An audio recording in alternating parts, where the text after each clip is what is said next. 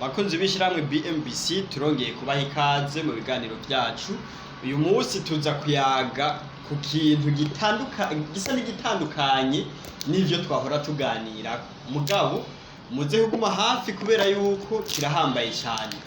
Turiko turihweza ngaha mu karere kacu, tudomye ko mu gihugu cacu turafise abanyamitahe batandukanye, abo mbere usanga mu rurimi rwacu twita abagwizatunga.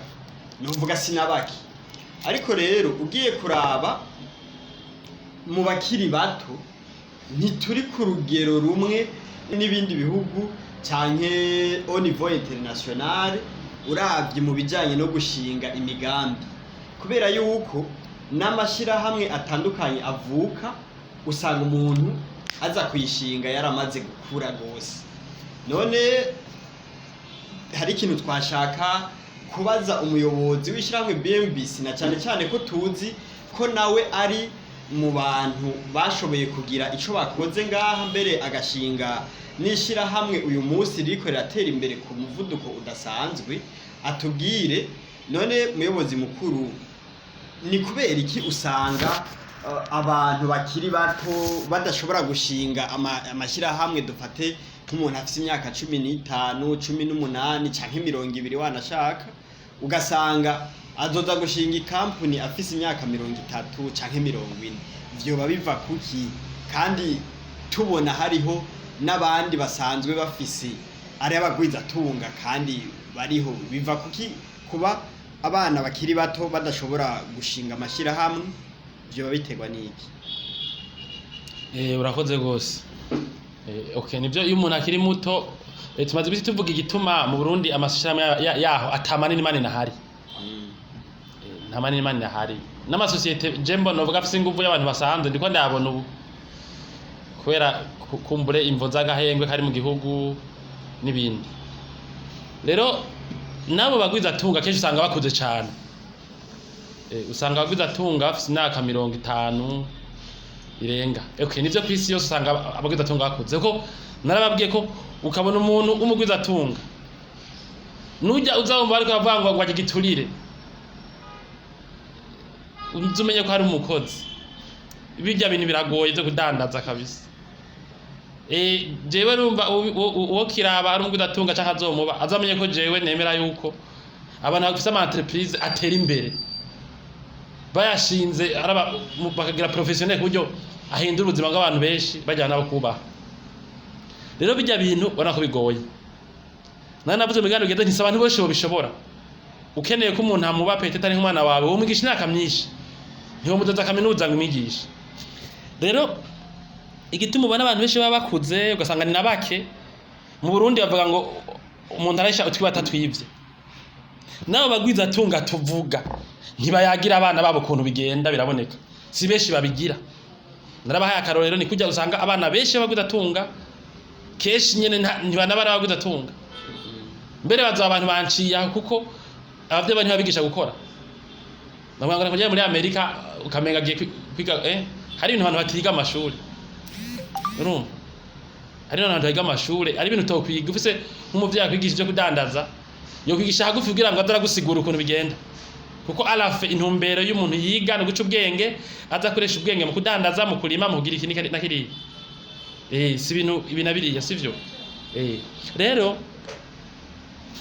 imvo ituma ugwaruka rukeyi gusa.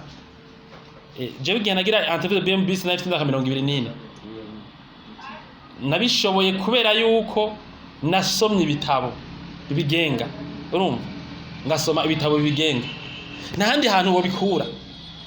Ariko mu bindi bihugu narabwiye abantu benshi mu gwiteye imbere babaye abagwizatunga kubera base bari babashirisemo.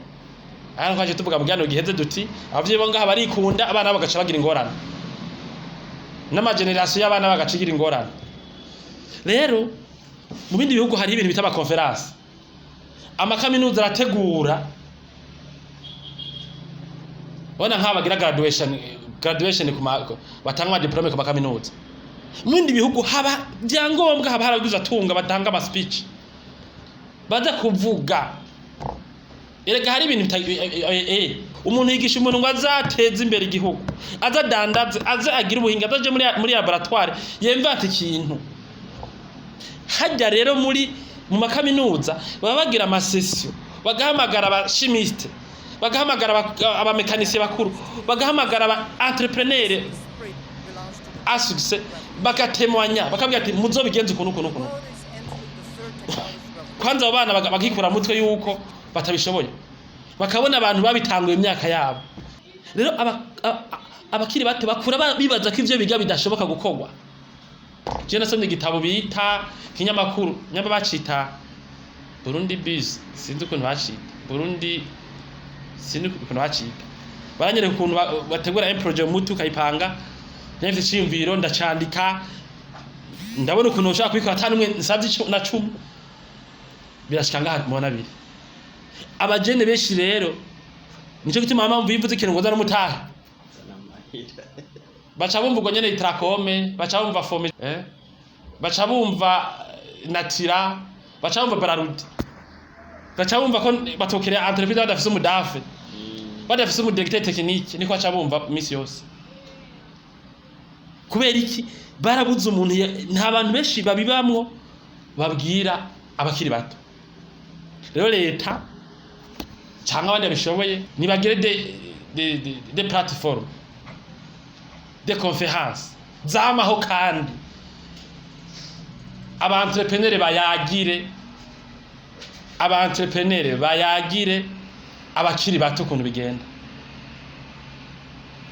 Jewe sindi muri abo bakuru, mugabo je une experience. Iyumvirere nk'abo bakuru rero, abo banini bamaze guhangana n'ibiremereye, abo bafise byamukwegane ngaho.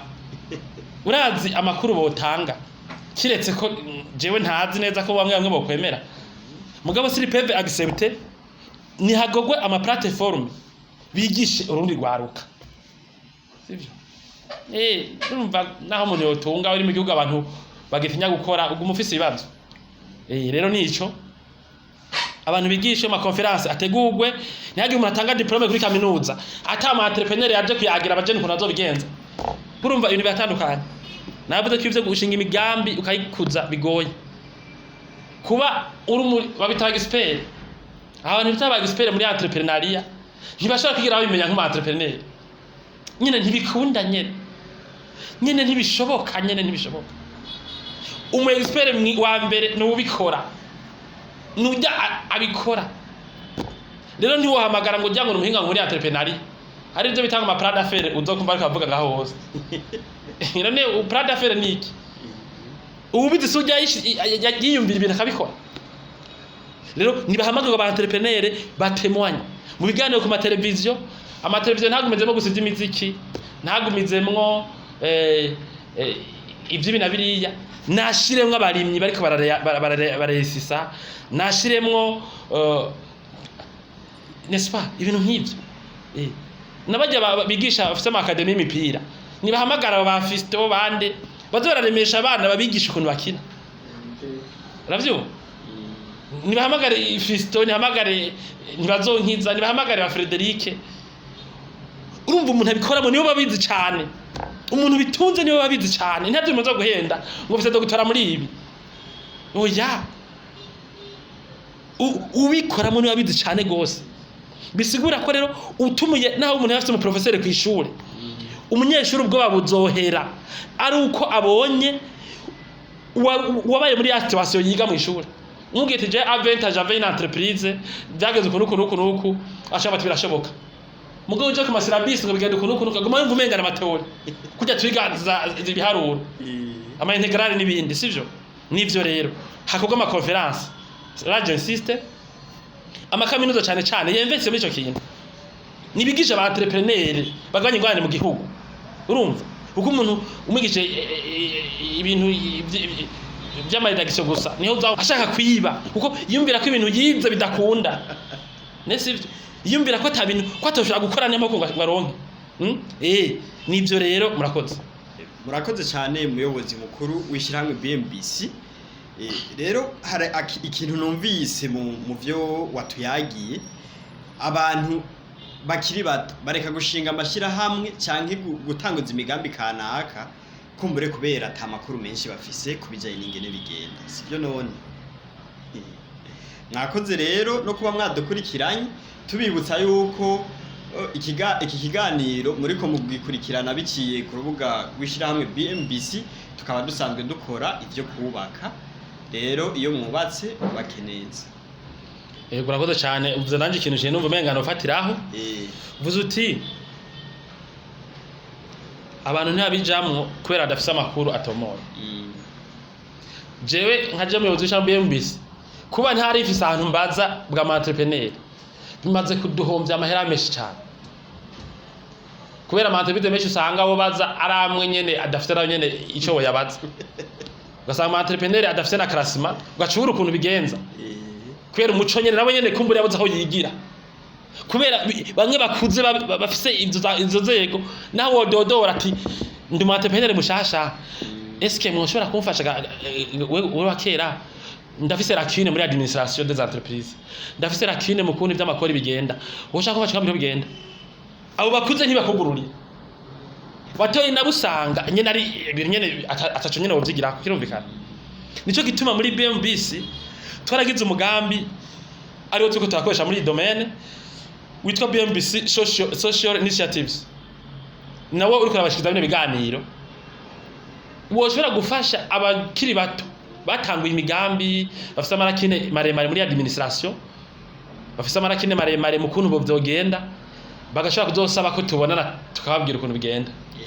Umva rari intéressé, umva afise un projet bagabo ya monse projet yo kwibako adakeneye amahera, duko mu Burundi mukeneye amahera cyo muzofa mushitseko, uwize ikintu nagikoreza nimurindira baha amahera.